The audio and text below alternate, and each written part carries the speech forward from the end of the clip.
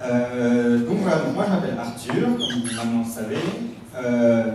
Vous pouvez me contacter sur Twitter, super facile, vous m'envoyez un tweet, je pourrais vous répondre. Après on peut venir discuter sur Skype, parce que voilà, je suis aux États-Unis, mais finalement on peut se Skyper assez facilement.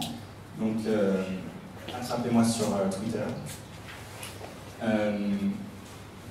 Donc avant de décrire mon parcours, en fait, je voudrais simplement vous expliquer pourquoi j'avais envie d'être un designer au départ, et avant même de devenir un strat, en fait, comment tout ça, ça a commencé dans ma tête. Parce que vous allez le voir, en fait, au fur et à mesure de mon adolescence et de mon parcours à strat, et là depuis ces 3 dernières années, j'ai eu un peu tout le temps la même chose en tête, bien que ça ait évolué de certaines façons. Donc ça, c'est moi quand j'avais quelques années, et j'avais hyper envie d'être un inventeur. Donc j'avais une certaine image dans la tête de ça. C'était un espèce de je trouve tout qui construit des maisons bizarres avec des voitures, avec plein de gadgets dedans et tout ça. Mais voilà, très petit, j'avais un truc en tête, c'était inventer des choses. Et au fur et à mesure que j'ai grandi, j'ai gardé ça, mais il y a un deuxième truc qui s'est allumé dans ma tête. Et le mot que j'utilisais, qui est un peu bizarre, c'était je voulais être directeur. Donc ça c'est moi, peut-être un an plus tard, quelque chose comme ça. Sans conduire une petite voiture en plastique. Et voilà, je ne savais pas trop pourquoi, mais j'aimais bien l'idée de dire voilà, je vais construire, je vais inventer des choses. Et l'idée de directeur, c'était pas vraiment de dire je vais diriger, mais c'était plus de dire je vais inventer quelque chose et on va être plein, peut-être autant de gens qu'il y a dans cette salle, pour venir inventer un peu le futur tous ensemble. Donc c'est un peu ces deux univers-là que j'ai toujours eu dans ma tête, et vous allez voir au fur et à mesure que j'ai parcouru Strat et jusqu'à aujourd'hui, ces deux choses-là sont un peu déclinées de manière différente, mais sont toujours très très fortes, en tout cas dans moi. Et donc ce qui s'est passé, c'est que au fur et à mesure que j'ai grandi, il y a ce truc de l'invention qui s'est mis à mûrir, et là j'ai compris qu'il y avait un peu deux facettes de l'invention, même si c'est un peu simpliste. Il y a le côté plus ingénierie, c'est-à-dire comment est-ce qu'on va fabriquer l'invention, ça va être quoi les technologies et comment ça va se passer concrètement. Et il y a l'autre côté qui est plus qu'est-ce que ça va être, pourquoi ça doit être, à quoi doit ressembler le futur, qu'est-ce que les gens vont faire, quelles vont être les valeurs du futur. Et c'est cette partie-là que j'ai trouvé pour moi plus intéressante plutôt que comment ça va marcher. Et c'est là doucement que je me suis mis à découvrir l'univers du design. Ah ouais, le design, c'est là où on va dessiner des objets, c'est là où on va dessiner le futur. Et puis comme j'étais un garçon, quand on fait du design et qu'on a un garçon, en tout cas il y a 5, 6, 7 ans, souvent on a envie de dessiner des voitures. Le design automobile, c'est un truc génial. Donc du coup, je commence à me créer cette idée dans ma tête de voilà, je vais dessiner les voitures de demain. Je m'étais même dit que j'allais faire la section Renault Pick-up aux États-Unis, ça allait être génial, ça c'est un peu mon côté. J'aimerais bien être avec une équipe et construire un truc nouveau dans un nouveau pays. Donc je trouvais que c'était l'idée du siècle. La raison pour laquelle Renault ne marche pas aux États-Unis, c'est parce qu'ils n'ont pas de pick-up. Donc voilà, je m'étais dit que j'allais faire ça. Et donc du coup, au rendez-vous à Strat pour me. Ouais, j'ai rencontré un autre designer à Paris qui m'a dit si tu veux dessiner des voitures, il faut aller à Strat. Donc du coup, j'ai appelé Strat, j'ai rencontré Maury Larivière, qui était notre ancien directeur pédagogique, pendant 2 heures, et je lui ai raconté un peu mon master plan, en lui disant voilà, je vais aller à Strat, ça va bien se passer, je vais après sortir de là, je vais faire des pick-up pour Renault aux États-Unis. Entre les deux, je vais faire une école de commerce, comme ça j'aurai plus le côté mieux comprendre l'entreprise en fait, je m'étais dit, si je vais faire une école de commerce après Strat, non seulement j'aurais des bonnes idées, je saurais les créer, etc., mais en plus, je saurais parler avec tout le monde dans l'entreprise, et du coup, mes idées ont vachement d'impact dans l'entreprise et tout va marcher, quoi. Donc c'était un peu ma lettre de motivation, grosso modo, elle ressemblait à ça. Je vais être designer, je vais faire des pick-up, je vais faire une école de commerce après Strat, et ça va être génial. Donc c'était... Voilà, c'était en tout cas, au moment d'arriver à Strat, un peu ce que j'avais en tête. Et puis, au fur et à mesure où on passe ces années à Strat, moi j'ai découvert ce que je comprends comme la puissance du design. Notamment, en fait, à l'époque, en tout cas, où il y avait pas mal de cours avec Dominique Siama, on a pas mal appris à déconstruire le présent, à désimaginer et presque plus être d'accord en fait avec les valeurs et tout ce qui régit notre quotidien, et pour laisser place en fait à notre imagination et ce que l'on veut envisager pour le futur. Et ça, pour moi, ça a été assez révélateur, j'ai trouvé ça super fort. Et du coup, j'ai commencé à comprendre le design comme un moyen vraiment de transformer le présent pour venir dessiner un futur assez différent. Donc ça c'est quelque chose qui m'a vraiment forgé. Et là, voilà, j'ai ramené, on voit peut-être pas super bien, mais quelques trucs quelques projets que j'avais fait à Strat. J'ai utilisé Strat un peu pour explorer les différentes choses qu'on peut faire dans le design. Donc j'avais fait packaging, donc ça c'était un rouge à lèvres, en fait, on pouvait choisir la couleur du rouge qu'on voulait en faisant des espèces de mélanges. J'avais fait aussi cet autre projet de packaging où en gros c'était une barre de céréales qu'on pouvait ouvrir sans enlever les gants de ski quand on est au ski, parce qu'on a besoin d'enlever les gants quand on skie, mais en même temps on a super froid, donc on n'a pas envie de les enlever. Donc, voilà, c'était une barre qui fait un peu les deux. J'avais fait aussi un projet que j'avais trouvé assez intéressant avec la paire, où l'idée c'était de dire... Ah oui, c'est coupé. Non, c'est pas coupé, c'est bien. L'idée c'était de dire, en fait, le problème de l'escalier, c'est que c'est un peu une contrainte dans la maison. On est obligé d'en avoir un pour passer d'un étage à un autre, sauf si on a un ascenseur. Mais c'est pas forcément très beau, on l'a parce qu'on est obligé de l'avoir. Du coup là, l'idée c'était de dire, voilà, l'escalier ça va devenir une sculpture et aussi un lieu de vie. Donc voilà, en fait, j'ai utilisé Strat un peu pour aller explorer plein de différents types de design. J'avais fait un peu de transport, j'ai fait tout plein de choses. Et puis j'ai fait aussi des stages, comme on aime bien faire. J'ai fait notamment un stage chez Billabong, à Osgore, où j'ai fait plutôt du graphisme pour des habits de snowboard. Donc là, ce que j'ai appris, c'est que c'est très sympa d'être dans un environnement de boulot où on peut arriver en maillot de bain, et son boss est en maillot de bain, et le boss de son boss est en maillot de bain avec des gros tatouages partout. Ça met vachement à l'aise. Moi, je me sentais très bien dans cet univers-là. Et j'ai aussi travaillé pour Pico, qui est une entreprise qui est basée notamment à Singapour. Donc j'étais à Singapour, à faire du graphisme pour des musées. Et quand j'ai fait ces deux stages-là, j'ai commencé à comprendre que parce que pareil, je ne savais toujours pas exactement ce que je voulais faire en tant que designer plus tard. Et là, j'ai commencé à comprendre que le graphisme, en tout cas les arts trop graphiques, ça me plaisait pas trop en fait. Et je pense qu'en rétrospective, c'est quand je repense à pourquoi je voulais faire du design, c'est-à-dire c'est de changer le futur des gens. En fait, là, je me suis vraiment rendu compte que les trucs graphiques que je faisais dans ces entreprises-là, ça ne correspondait pas du tout à ce pourquoi j'étais venu faire du design au départ. Et donc du coup, ça m'a bien refait prendre conscience que quand j'allais retourner à Strat après mes stages, il fallait que je me mette à fond dans des projets qui allaient me permettre d'avoir vraiment un impact dans le quotidien des gens et vraiment pouvoir faire changer le quotidien des gens. Au final, c'est la raison pour laquelle je veux faire du design, c'est pour pouvoir créer des choses qui vont changer la façon dont les gens vivent au quotidien, perçoivent les choses et exécutent dans leur quotidien.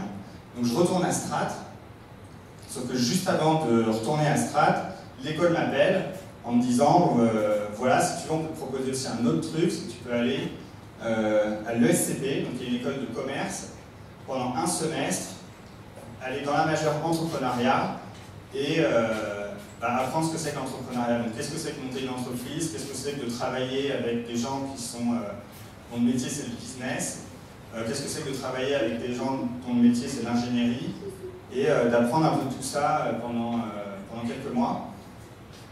Et comme vous vous rappelez, moi au départ je voulais être directeur, comme je disais, ou en tout cas je voulais apprendre à travailler comme ça dans une entreprise et mieux comprendre un peu comment fonctionne une entreprise, pas simplement dessiner et créer un projet, mais voir c'est quoi toutes les étapes de j'ai une idée, et puis après je veux vraiment la lancer, encore une fois je veux qu'elle existe, je veux que les gens l'utilisent, et je veux que ça ait un vrai impact dans leur quotidien.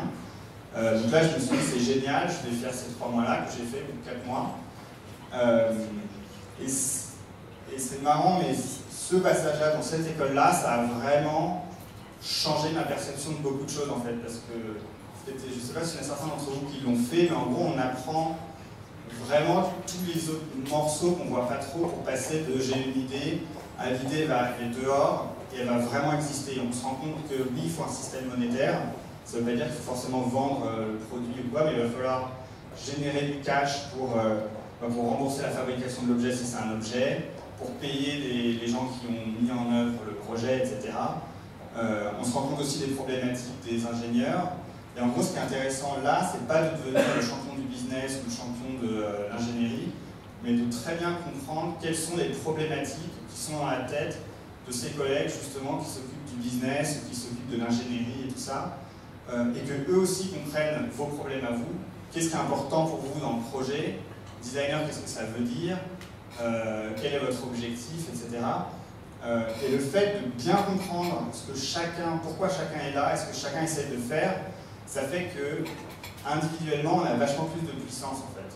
Vous avez votre projet, vous avez votre idée, vous voulez faire telle chaise, vous voulez faire un train, un intérieur ou quoi aux caisses. Le fait de extrêmement bien comprendre qu'est-ce qui est important pour vos collègues, ça vous rend super puissant parce que vous pouvez adapter votre discours avec leur langage, vous pouvez tout adapter à eux, et du coup vous allez pouvoir mieux vous comprendre, vous pourrez être plus d'accord avec vous, et vous allez pouvoir avancer beaucoup plus vite, et faire en sorte que les idées que vous avez vont pouvoir vraiment se réaliser, ce qui est à la fin de la journée le truc qui en tout cas est important pour moi. Et après on a fait d'autres projets, on a fait le CPI, qui marche toujours bien avec Strat, donc là c'est un peu le même genre de truc, on se met avec des étudiants de Centrale et de l'ESSEC, on travaille pour des clients et encore une fois on apprend à travailler avec les autres corps de métier avec lesquels de toute façon on va bosser. Sauf que là, vu qu'on est un peu tous étudiants, on apprend pas mal les uns des autres. Et encore une fois, ça nous génère après une force pour plus tard qui est assez intéressante. Vous allez voir après en quoi tout ça, ça a vraiment beaucoup impacté le parcours que j'ai eu. Et donc ensuite, on retourne un peu faire du entre guillemets web design à Strat. Et c'est là où, comme Dominique le mentionnait tout à l'heure, quand je suis arrivé, je pense, en 3e année, ou l'année où on doit choisir sa spécialité, c'est la première année où il y a eu l'option de design interactif. Et donc le discours de Dominique à cette époque-là, je ne sais pas ce qu'il est aujourd'hui, mais il était extrêmement, comme d'habitude, provocateur. L'idée c'était de dire, voilà, imaginez tout ce qui vous entoure, peut absorber de l'information, peut rejeter de l'information, peut communiquer avec les autres objets. Imaginez un futur où tout pense, tout objet, toute texture, tout ce qui vous entoure pense. À quoi ressemble ce futur? Il va arriver, et vous en tant que designer, vous avez un des rôles principaux principal, je sais plus parler français, dans le dessin de ce futur en fait. Donc du coup, moi je me suis tout de suite dirigé dans cet angle-là. Et parce que je me suis dit encore une fois que là, la puissance en fait du designer, elle va être encore plus décuplée dans le sens où c'est pas juste créer des objets, c'est créer un écosystème d'objets qui va bien vous comprendre et du coup potentiellement le futur que vous allez pouvoir créer et la vision que vous allez pouvoir avoir, elle va pouvoir avoir un impact assez puissant dans le futur. Donc on a fait pas mal de projets, dont un que moi j'ai beaucoup aimé qui était pour Legrand, qui fait des systèmes électriques pour la maison. Donc là, le projet, c'était de dire la maison est une tête pensante qui sait exactement ce que vous aimez et qui, là, en l'occurrence, pouvait reprojeter graphiquement ce qui se passait autour d'elle. Donc là, par exemple, c'est une représentation graphique des conditions maritimes près de la maison. Pour quelqu'un qui est surfeur, c'est quelque chose d'utile. Donc voilà, c'était un projet intéressant. Et j'ai fini l'école sur un diplôme qui était plus philosophique que technologique, où là je vais un peu vous passer les détails, mais j'ai travaillé sur comment susciter l'étonnement, où j'ai fait un tabouret qui se transformait en chaise au moment où on s'asseyait dessus, avec des formes différentes, etc. Bref, donc ça c'était juste mon diplôme, et ensuite, encore une fois, j'ai pu me recentrer sur les nouvelles technologies, qui était encore une fois le type de design qui m'inspirait beaucoup. Et j'ai fait mon stage de fin d'études chez Experientia, qui est une entreprise dans laquelle je suis resté après mon stage, qui était la parfaite, en tout cas pour moi, représentation de ce qu'on avait commencé à aller creuser un peu dans le cursus de design et technologie et de design interactif. Donc cette boîte, c'est une entreprise qui est à Turin, qui est une espèce de petit IDEO, donc c'est un petit consultant, petit dans le sens où il y a une 20 ou 30 de personnes, mais pas City dans le sens où les clients sont des Samsung et des boîtes de cette envergure-là, ou Costa Croisière ou d'autres boîtes comme ça. Donc, par exemple, on a travaillé sur un projet finlandais. L'idée, c'est qu'il y a une entreprise d'investissement qui a acheté un bloc de bâtiments. En l'occurrence, il n'y avait rien, ils ont construit des bâtiments à côté de Helsinki. Et l'idée, c'est de dire on va construire à échelle 1 la ville du futur. Donc, ils ont construit des bâtiments. L'idée, c'est de créer des logements pour des gens, de créer des locaux pour des startups et des petites boîtes, et de créer un environnement dans lequel il n'y a aucune émission de carbone. C'est l'environnement vert, c'est l'environnement du futur. Et donc nous, en tant que designers, notre rôle, c'était de créer des outils pour faire prendre conscience aux habitants de quelle était leur consommation et comment est-ce qu'ils pouvaient changer leurs habitudes pour diminuer leur consommation d'énergie. Donc là, c'est un des premiers projets concrets sur lequel j'ai travaillé, où notre rôle, voilà, c'était de changer l'habitude des gens en leur donnant plus d'informations sur ce qu'ils faisaient et l'impact qu'avait chaque chose qu'ils faisaient dans leur quotidien. Et un des premiers trucs que j'ai appris en fait dans cette entreprise aussi, c'est qu'on avait une équipe d'ethnologues, et je ne connaissais pas le métier. Et aujourd'hui, je le trouve indispensable. Donc, le rôle de cette équipe-là, c'était d'aller interviewer des gens sur place pour comprendre leur quotidien, pour comprendre comment est-ce qu'ils voyaient, en l'occurrence pour ce projet-là, la consommation de l'énergie. Est-ce que c'est important pour eux, pas important? Comment est-ce qu'ils voient ça? Comment est-ce qu'ils vivent au quotidien? Pour après donner toutes ces informations-là aux designers, donc qui étaient moi et puis mon équipe. Et l'idée, c'est qu'au lieu de partir de zéro pour créer vos produits et créer vos projets, et d'être un peu le créatif illuminé, vous avez des données extrêmement précises sur comment fonctionnent les gens, et vous pouvez du coup créer des projets et des produits qui ont encore une fois beaucoup plus de chances d'avoir de l'impact et de fonctionner au final. Parce que un peu la hantise, je ne sais pas si c'est la hantise du designer, mais la hantise pour moi, le problème que je vois, c'est de créer quelque chose, de le lancer, et que personne n'utilise, c'est aucun impact, c'est bien décevant. Donc du coup, on travaillait sur pas mal de projets comme ça pour Samsung. Le projet sur lequel on a travaillé, c'était un des problèmes de Samsung, c'est qu'ils font des frigos, ils font des télés, ils font des téléphones, ils font plein d'objets comme ça qui ne se communiquent pas, mais qui potentiellement ont beaucoup d'informations sur vous, que vous utilisez à des moments différents pour des raisons différentes. Donc leur problématique, c'était qu'est-ce qui se passe si tous ces objets se mettent à se parler entre eux? Vous les utilisez tous, qu'est-ce qui se passe s'ils se mettent à parler entre eux? Et dans des moments précis, donc quand vous faites du sport, qu'est-ce qui se passe dans le shopping? Donc le shopping, en général, il se passe des choses à la télé, il va se passer des choses en ligne, sur Internet, vous allez peut-être visiter certains sites pour vous inspirer, il va se passer des choses dans les magasins où vous aurez votre téléphone. Du coup, ce serait sympa qu'ils soient au courant de ce que vous avez fait sur Internet, peut-être de ce que vous avez vu à la télé, peut-être que vous allez pouvoir interagir avec votre télé. Bref, vu que vous êtes la même personne et que vous vous baladez, ce serait intéressant de voir quel scénario serait possible, encore une fois, si tous ces objets se parlaient. Donc c'est exactement ce qu'on commençait à voir ici à Strat, et là, on était en train de le faire pour Samsung. C'était très intéressant. Eux, voilà, c'était une équipe qui commençait à réfléchir à ce qu'ils pourraient faire dans 3, 4 ou 5 ans pour après aller voir chacun des départements. En fait, les départements là-bas sont très verticaux, il y a le mobile, il y a le frigo, etc. Et il y avait cette autre équipe qui essayait de réfléchir à ces scénarios-là pour pouvoir guider tous les autres départements pour qu'ils puissent converger vers une seule expérience Samsung.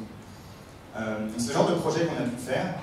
Et pendant que j'étais là-bas, j'ai sauté sur une occasion qui, encore une fois, a tout changé, a changé tout ce qui s'est passé derrière, qui est une des raisons pour laquelle je suis aux États-Unis aujourd'hui.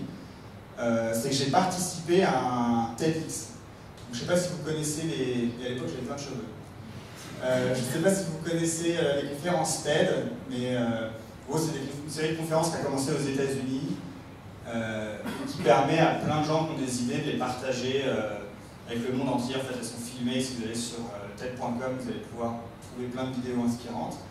Et un jour, j'étais sur Facebook et je tombe sur un post qui dit voilà, on va organiser quelque chose qui s'appelle TEDx Paris Université, qui a pour objectif de faire parler des étudiants, parce qu'en général, TED, c'est plutôt pour les gens très expérimentés, qui ont plein de choses à raconter. Mais là, c'est des étudiants de Sciences Po qui se sont dit voilà, on va faire un TEDx Paris Université, dont l'objectif, ça va être de mettre des étudiants sur scène et de leur faire dire ce qu'ils ont à dire. Donc, quand j'ai vu ça, je me suis dit c'est génial. J'ai pris mon sujet de diplôme, j'en ai extrait les informations que je trouvais intéressantes, j'en ai fait une petite vidéo chez moi, et j'ai postulé à ce truc-là.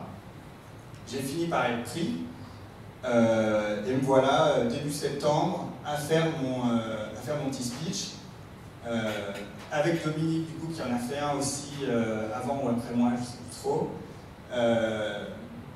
Et donc en fait, ça peut paraître assez anecdotique, mais au final, ça a tout changé parce que, ces événements-là, ils ont beaucoup de visibilité. Et j'étais le seul designer à parler. Et même si je parlais pas tellement de design dans le sens technique du terme, tout le monde s'est mis en tête que j'étais un super bon designer. Et en plus, il y a beaucoup de gens qui l'ont vu, du coup, imaginez beaucoup de gens qui l'ont vu et en plus qui pensent que vous êtes bon. Alors, honnêtement, après un speech comme ça, vous ne pouvez pas savoir si je suis bon ou pas. Bref, du coup, dans l'écosystème, notamment des startups à Paris, voilà, je me suis mis à avoir un nom qui commençait à sortir un peu du lot. Et j'ai commencé, grâce à ça, en fait, à me créer un tout petit peu de notoriété, suffisamment pour commencer à me décrocher des jobs en freelance. Donc en fait, après aller à Experientia en Italie, je suis revenu en France, quelques mois après avoir fait cette intervention-là. Et ça a été extrêmement facile pour moi d'aller démarcher des gens ou voir des gens, notamment parce que c'était eux qui venaient vers moi, et tout grâce à cet événement-là, en fait. Donc du coup, j'ai commencé à aller au camping. Le camping, c'est un accélérateur de start-up. Donc en gros, c'est un lieu dans lequel il y a une douzaine de start-up. Chaque start-up, c'est 2, 3 ou 4 personnes qui ont une idée d'un projet web et qui sont dans cet incubateur pour 6 mois pour monter leur projet, lancer leur projet et espérer pouvoir lever de l'argent pour pouvoir accélérer la montée en puissance du projet. Du coup, pour moi, ça a été assez facile d'aller les voir. Encore une fois, parce que j'avais fait l'intervention avant, donc vous voyez déjà qui j'étais, ce qui aide beaucoup. Et je me suis mis à aider pas mal de ces startups-là dans leurs projets, donc en fonction de leurs besoins, je les aidais de différentes manières. Et là encore, le fait de faire mon petit speech avant, ça m'a donné de la visibilité. Le truc qui a vraiment aidé, qui m'a vraiment aidé à pouvoir parler avec ces startups-là, encore une fois, c'est de pouvoir parler business avec eux, en fait. Parce qu'il y en a beaucoup, quand je venais les voir, qui me disaient « Ouais, mais attends, moi les designers, ça m'intéresse pas trop, changer les couleurs et tout ça du site, on n'en est pas là, on vient changer d'idée d'hier de toute façon. Donc, tu vois, en gros, tu peux retourner chez toi, les designs, tu vois, les couleurs et le graphisme et tout ça, c'est vraiment pas important, donc merci d'être venu, mais ça sert à rien. » Et là, l'avantage de quand on comprend un peu mieux comment fonctionne une entreprise, comment fonctionne une petite start-up, c'est qu'on peut commencer à parler avec eux et leur réexpliquer ce que c'est que le design, mais avec leurs mots. Donc je leur parlais de qu'est-ce que c'est telle idée qu'ils avaient eue hier, comment ils pensaient que ça allait fonctionner, et très vite on parlait d'usage, parce que finalement les entrepreneurs, quand ils commencent leur start-up, ils pensent beaucoup aux usages, et après ils vont penser au business model et à ces autres éléments-là, mais en général leur idée à la base, c'est voilà, je veux que les gens fassent tel truc, et ils vont faire plus facilement, et donc, du coup ils vont payer tant, etc. Et donc quand on est designer, quand on a une formation comme on a eu ici, parler d'usage, c'est notre quotidien. Donc c'était assez facile de venir retourner le discours et du coup de venir parler avec eux vraiment de leur projet et après de pouvoir discuter avec eux et les aider. Donc ça c'était une très bonne expérience. Et ça m'a fait découvrir de plus en plus ce que c'est que le web. C'est vrai que moi j'étais pas du tout familiarisé avec qu'est-ce que ça veut dire design plus web. Qu'est-ce que c'est que le web? Qu'est-ce que c'est de faire des projets sur Internet? Qu'est-ce que c'est qu'un site web? Est-ce que c'est vraiment qu'un truc graphique ou est-ce qu'il y a un peu plus que ça? Et c'est en découvrant un peu tous ces projets les uns après les autres que j'ai commencé à découvrir qu'en fait Internet et le web, ça n'a pas grand-chose à voir avec du graphisme, c'est pas très graphique et c'est pas l'objectif en fait. Et là j'ai commencé à découvrir aussi que Internet, c'est exactement ce que je voulais faire au départ, dans le sens où ce sont des services qui vont vous aider à faire quelque chose. Donc ça va vous aider à louer une voiture. Donc ça peut être un magasin où il va y avoir quelqu'un qui va vous aider à louer une voiture, par exemple Hertz, ou vous pouvez le faire en ligne. Mais les problématiques sont exactement les mêmes. Vous allez, dans les deux cas, réfléchir à quelles vont être les étapes pour l'utilisateur pour louer sa voiture. Donc dans un cas, il va rentrer dans le magasin, il va y avoir une salle d'attente, il va parler avec des gens, etc. Et dans l'autre cas, il va arriver sur le site internet, il va commencer à découvrir les voitures et il va y avoir un cheminement comme ça par lequel il va devoir passer pour pouvoir louer sa voiture. Donc en fait, on se rend compte que fondamentalement, Internet ou le monde physique, c'est exactement la même démarche et il n'y a pas grand-chose à réapprendre. Les seuls trucs à réapprendre, c'est peut-être les outils techniques. Au lieu de faire de la 3D, on va utiliser plus des logiciels comme Illustrator ou comme d'autres logiciels plus web. Mais finalement, la réflexion du design est vraiment, vraiment fondamentalement exactement la même. Et après, j'ai commencé encore plus à creuser ce que c'était que le web. Et là, je me suis rendu compte que Internet était très puissant pour 3 raisons qui, en tant que designer, me changent la vie, que j'ai très envie de partager avec vous. Le premier, c'est à la vitesse à laquelle vous pouvez fabriquer ce que vous voulez fabriquer. Donc l'idée, c'est de vous dire, si d'un côté vous voulez concevoir une voiture ou un objet, combien de temps ça va vous mettre pour avoir un prototype qui est tellement réaliste que vous allez pouvoir le faire tester à des gens et avoir du feedback? Pas mal de temps. Et plus l'objet est compliqué, plus ça va prendre du temps. Sur Internet, vous pouvez tout faire en une journée. En une journée, vous pouvez forcément avoir un prototype qui va se rapprocher vraiment grandement de la réalité. Et le prochain truc, c'est que non seulement vous allez pouvoir le créer très vite, mais en plus vous allez grosso modo pouvoir partager votre idée, votre projet avec la planète entière en un clic. Vous achetez un nom de domaine, vous mettez 15 €, vous lancez votre site, votre prototype, vous utilisez Dropbox, vous partagez votre lien avec votre petit prototype Keynote, ça va marcher aussi. Vous dessinez quelques feuilles qui représentent le cheminement qui va se passer dans votre site, vous les mettez dans un PDF ou vous faites un petit site, enfin bref, il y a plein de façons de faire des prototypes. En un clic, c'est en ligne. Et le dernier point, c'est en plus, vous pouvez tout mesurer en temps réel. Ça veut dire que vous savez exactement comment les gens ont utilisé votre produit, qu'est-ce qu'ils ont fait, qu'est-ce qu'ils n'ont pas fait. Vous utilisez Skype pour parler avec eux, pour savoir pourquoi ils n'ont pas fait ce qu'ils n'ont pas fait, pourquoi ils ont fait ce qu'ils ont fait. Bref, en moins d'une semaine, vous pouvez construire votre prototype, l'envoyer à des centaines de personnes, avoir du feedback de ce qui marche, ce qui ne marche pas, et itérer la semaine d'après. Donc c'est quelque chose qui est possible dans le monde physique, mais qui est extrêmement accéléré dans le digital. Et l'avantage, c'est que du coup, on progresse à une vitesse fulgurante. Donc ça, c'est quelque chose que j'ai mis un peu de temps à découvrir avec le web, mais aujourd'hui, c'est quelque chose que j'adore parce que quand je travaille sur un projet, donc je vais vous montrer un des projets sur lesquels je travaille aujourd'hui, je peux itérer à une vitesse qui est m'améliorer et faire en sorte d'être sûr que mon projet va réussir à une vitesse qui est assez phénoménale. Jusqu'au jour où je regarde mon flux Twitter, que je regarde absolument jamais. Je fais la connaissance de Feedly, qui est en fait une application qui vous permet de suivre des sites internet qui vous intéressent. Donc, dans la salle, vous êtes quasiment tous designers. Vous suivez sûrement certains blogs de design. Donc en France, on suit souvent Fuiz. Aux États-Unis, il y a Swiss qui a un bon blog de design. Notecode en a un autre. Core 77 en a encore un autre. Donc il y a plein de blogs de design en général quand on est designer qu'on aime bien suivre. Feedly, ça va vous permettre de les mettre tous dans un même endroit, d'avoir tous les articles formatés pareil et de venir vous inspirer.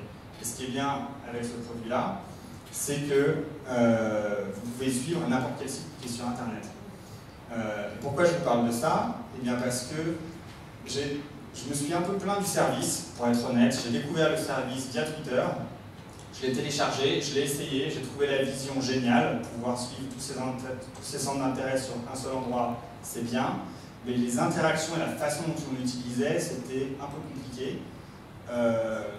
Ce que j'ai tweeté, j'ai reçu un mail 20 minutes plus tard du type qui a inventé ça, qui était en train de travailler dessus, et qui me disait très bien, si tu dis que c'est pas bien, est-ce que tu peux faire mieux? Et donc en gros, il m'envoie un projet, il me dit voilà, je te donne 1 mois pour travailler sur 4 problèmes, et puis vois ce que tu peux faire. Donc moi, j'ai trouvé ça complètement dingue. Une boîte de Palo Alto, de la Silicon Valley, que je ne connais pas, dont je viens d'essayer le produit il y a à peu près 20 minutes, est en train de me proposer de bosser pour eux pendant 1 mois. Alors, en plus, plutôt bien payé. J'en revenais pas. Encore une fois, tout a un lien. Il se trouve que le CEO de cette boîte-là connaissait un ami en commun qui avait organisé TEDx Paris. Bref, encore une fois, tout venait du premier speech que j'avais donné. Ça m'avait donné la visibilité, ça avait créé des liens. Et sans doute que ce type-là m'aurait jamais contacté si je n'avais pas fait cette première présentation. Bref, je fais ce projet, je rencontre le CEO, il m'embauche. Il m'embauche avec le titre de cofondateur, parce qu'à l'époque, l'équipe était toute petite. Donc il me dit, voilà, je veux vraiment que tu fasses partie de l'équipe cofondatrice de Feedly. C'est toi qui prends en charge le design. Et c'est parti. Donc ça, c'était il y a à peu près 2 ans et demi. Donc depuis, j'ai déménagé à San Francisco, où je travaille pour Feedly. Donc voilà à quoi ça ressemble sur votre ordinateur, sur votre tablette et sur votre téléphone. Et donc maintenant, je voudrais vous parler rapidement de comment je travaille chez Feedly, qu'est-ce que je fais au quotidien. En gros, mon job, c'est de faire en sorte que l'outil soit plus simple à utiliser. Premier job. Deuxième job, essayer de comprendre qu'est-ce qui manque à cet outil-là, qu'est-ce que les utilisateurs qu'on a veulent, et comment résoudre en fait ces problèmes-là, et comment créer des nouvelles fonctionnalités de façon assez simple.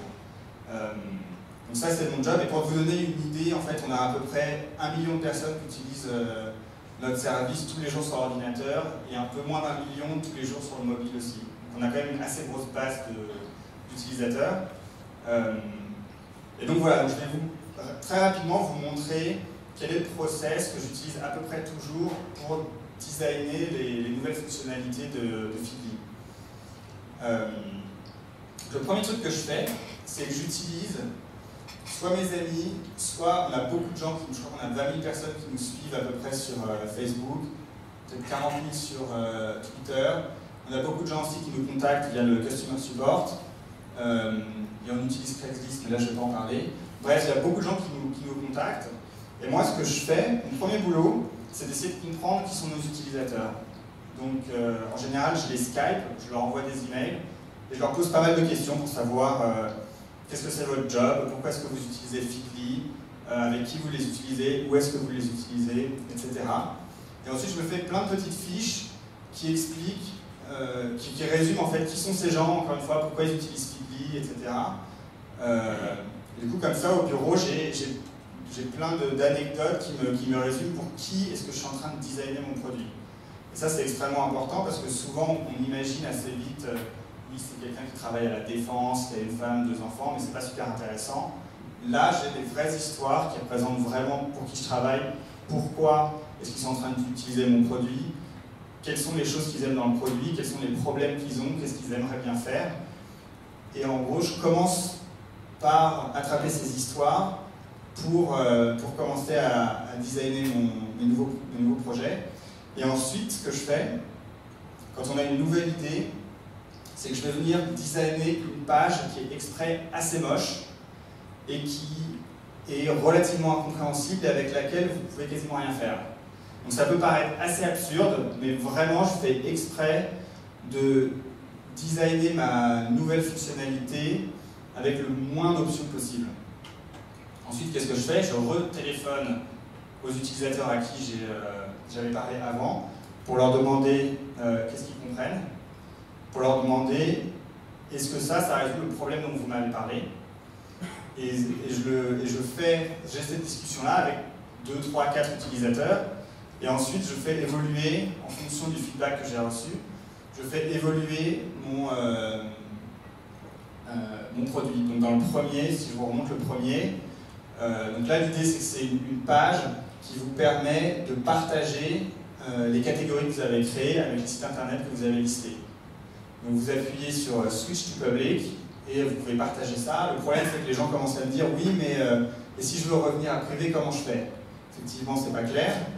Du coup, j'avance juste un tout petit peu, en mettant un petit bouton où il y a marqué public, yes, no.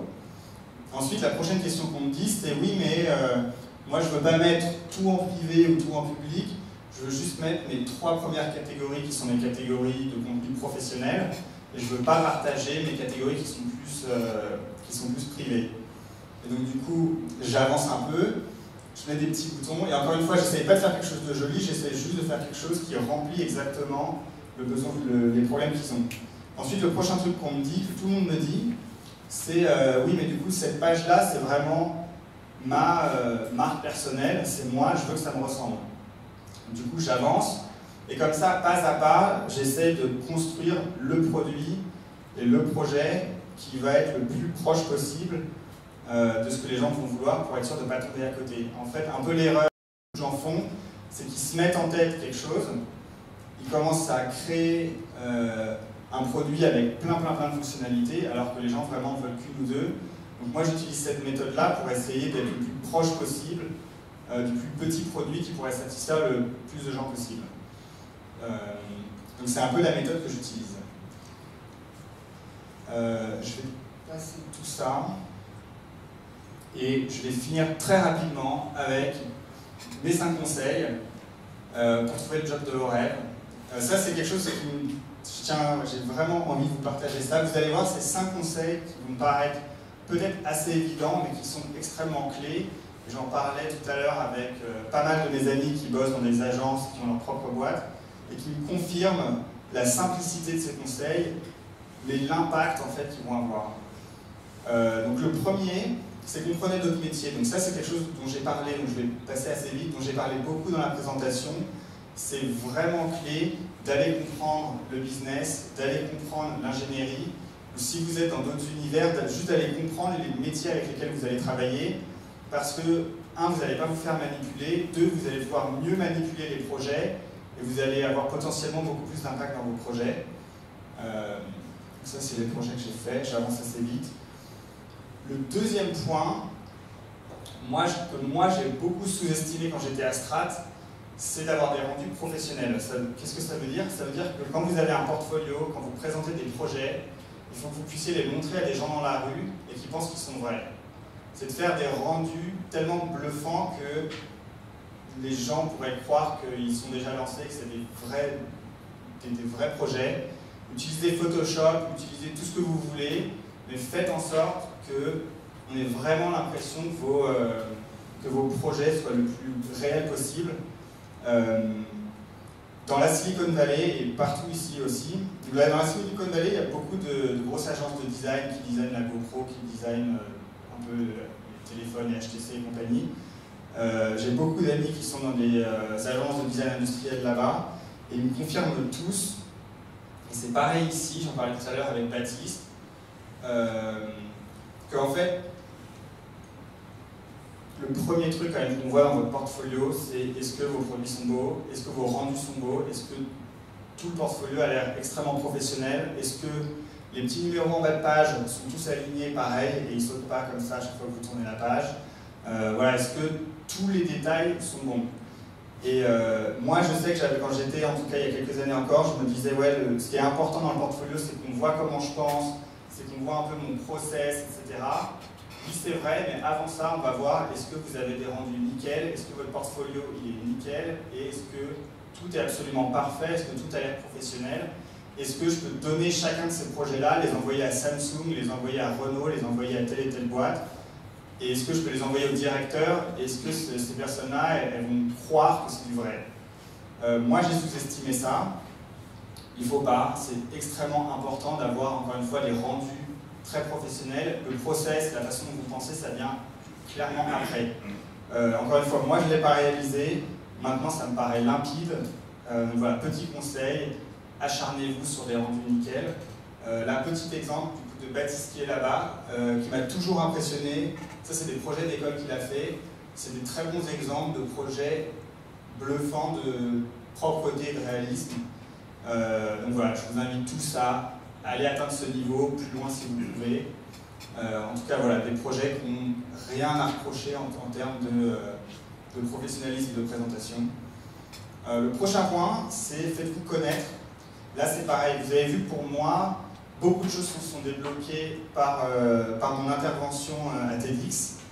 Cette semaine, je fais 3 conférences. La raison pour laquelle je fais les conférences, c'est parce que j'ai été voir les gens, je leur ai demandé, je me suis vendu, je leur ai dit voilà, ça fait 2 ans que je travaille pour tel truc, j'ai fait tel truc, etc.